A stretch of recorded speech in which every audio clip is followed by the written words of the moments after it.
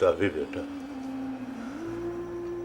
आज जब यादगार पाकिस्तान गए तो न जाने कैसे कैसे मंजर मेरी आंखों में फिर गए। बेटा,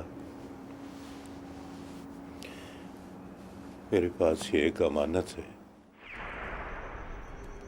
इसमें क्या है बाबा जी? इसमें बेटा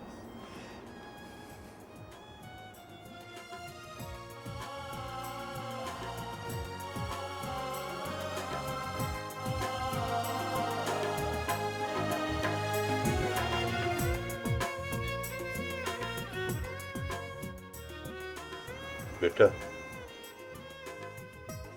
ये परचम है तो हम सब हैं।